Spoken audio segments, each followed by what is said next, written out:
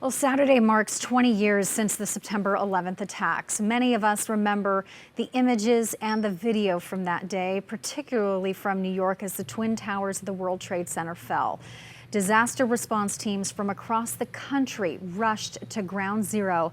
Among them was our next guest. Joining us to reflect on the past 2 decades is Rock Church pastor Mickey Stonier. Good morning, Mickey. Thank you so much for joining us. Good morning, Lauren, and thank you for hosting these remembrances.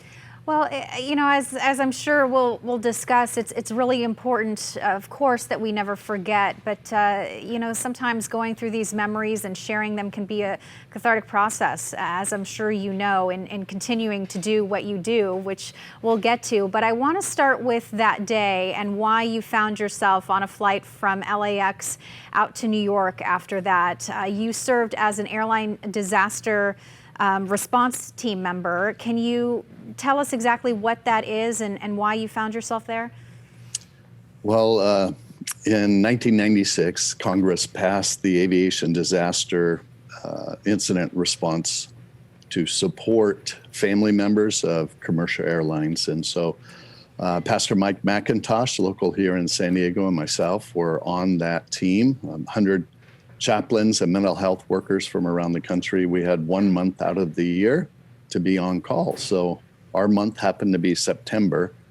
And so 2001 comes around and we carried a pager, and that early morning, just after 6, our pagers went off, told needed to be on a plane within 4 hours. Of course, the airlines were shut down. So some of our team went military, and then Mike McIntosh and I, we left LAX on September 12th and flew out on a red eye and landed in complete chaos and came in to provide support and try to create some order and organization at Ground Zero, at the Family Assistance Center, and the coroner's area. So yeah, very dynamic. The pictures we're looking at are some that you actually had from your time there in the aftermath. I wonder, I'm sure you, like many of us, woke up that morning and saw the images. I wonder what was going through your mind as you were on that flight with your friend, coworker, co-member of the response team, as you prepared to go out there. What were your thoughts? How were you preparing yourself mentally to go into something that this country has never experienced before? Well, Lauren, to be honest with you, to be totally vulnerable, my first thought on that plane was, why did I ever sign up for this?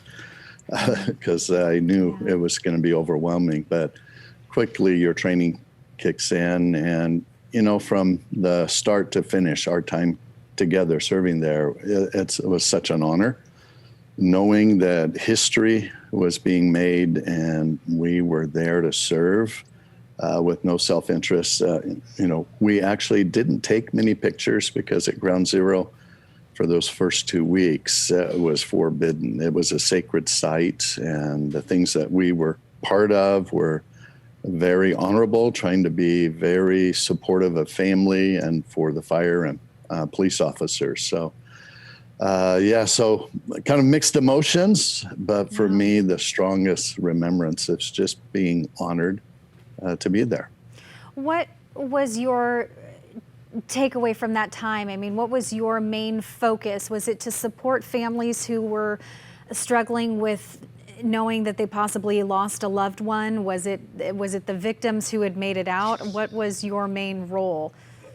Well, I'm a trauma specialist as a chaplain for San Diego Fire Rescue, Coronado Fire Department, number of agencies, the medical examiner. So I come alongside of our responders to help them process, work through what they've been exposed to.